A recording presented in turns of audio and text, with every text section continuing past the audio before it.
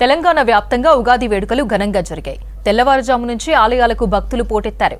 ఆలయాల్లో వేద పండితులు, పూజారులు పంచాంగ శ్రవణం నిర్వహించారు. వేడుకల్లో మంత్రులు, నేతలు పాల్గొన్నారు.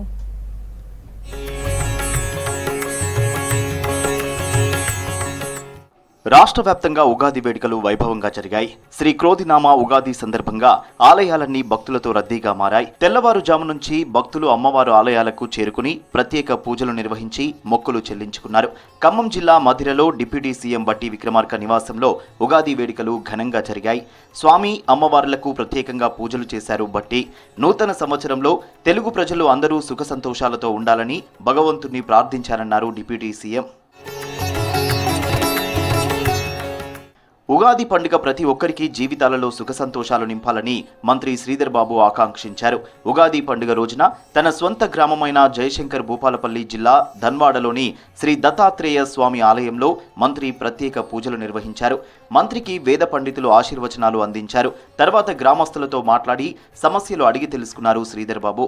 రాబోయే కాలంలో మరి సంక్షేమం అభివృద్ధి విషయంలో రాజీ లేకుండా అర్హులైన నిరుపేదలకు సహాయం చేసే విధంగా మా కాంగ్రెస్ పార్టీ మిత్రులు కానీ మా కార్యకర్తలు కానీ ఈరోజు ఈ నియోజకవర్గానికి సంబంధించిన ప్రజలందరికీ కూడా సేవ చేస్తూ ఆ భగవంతుని ఆశీస్సులు పొందుతూ ఎల్లప్పుడూ కూడా మీ ప్రేమాభిమానాలు ఆ భగవంతుని ఆశీస్సులతో ఈ ప్రాంతం అంతా కూడా సస్యశ్యామలం కావాలని ఆ భగవంతుని ప్రార్థిస్తూ రాజకీయాలకు అతీతంగా నాయకులంతా ప్రజల సేవలో భాగస్వాములం కావాలన్నారు మంత్రి పొన్నం ప్రభాకర్. సిద్దిపేట జిల్లా హుస్నాబాద్ ఎమ్మెల్యే క్యాంప్ ఆఫీసులో పార్టీ శ్రేణులు, ప్రజాప్రతినిధులతో కలిసి ఉగాది పంచాంగ శ్రవణం కార్యక్రమంలో పాల్గొన్నారు మంత్రి. పంచాంగ శ్రవణం ఎలా ఉన్నా వ్యక్తిగతంగా అందరం కష్టపడి తమ ప్రాంతాన్ని, నియోజకవర్గాన్ని, రాష్ట్రాన్ని అభివృద్ధి చేసుకోవాలన్నారు.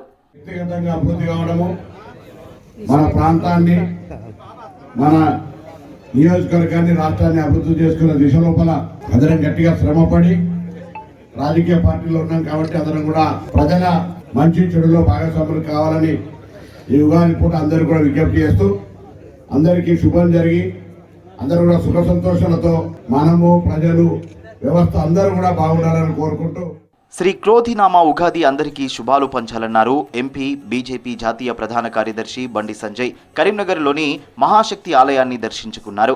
ఎంపీకి ఆలయ అర్చకులు ఆశీర్వచనాలు అందించారు. ప్రజలు సుఖ సంతోషాలతో ఉండాలని అమ్మవారిని కోరుకున్నట్లు బండి సంజయ్ తెలిపారు. శ్రీ క్రోధినామ సంవత్సర శుభాకాంక్షలు, ఉగాది శుభాకాంక్షలు. తప్పకుండా ప్రతి ఒక్కరు కూడా నూతన సంవత్సరంలో ఒక ప్రశాంతమైన వాతావరణంలో మీ నిత్య జీవితం కొనసాగాలని చెప్పి, కష్టాలన్నీ తొలగిపోవాలని చెప్పి, ఏవైతే ఆశయాలు, ఆకాంక్షలు ఉన్నాయో తప్పకుండా అవి నెరవేరాలని చెప్పి ప్రతి ఒక్కరు కూడా సమాజ క్షేమం కోసం, దేశ క్షేమం కోసం కలిసి కృషి చేయాలని చెప్పి ఆ శక్తిని, సామర్థ్యాన్ని ఆ తల్లి అమ్మవారు మీకు అందించాలని చెప్పి మనస్ఫూర్తిగా అమ్మవారిని వేడుకుంటూ ఉగాది పండుగ రోజు వరంగల్లోని ఆలయాలకు భక్తులు పోటెత్తారు. భద్రకాళి దేవస్థానంలో కుటుంబ సమేతంగా దర్శించుకుని మొక్కులు చెల్లించుకున్నారు. గులాబీ పూలతో అమ్మవారికి 1,00,000 పూల అర్చన నిర్వహించారు.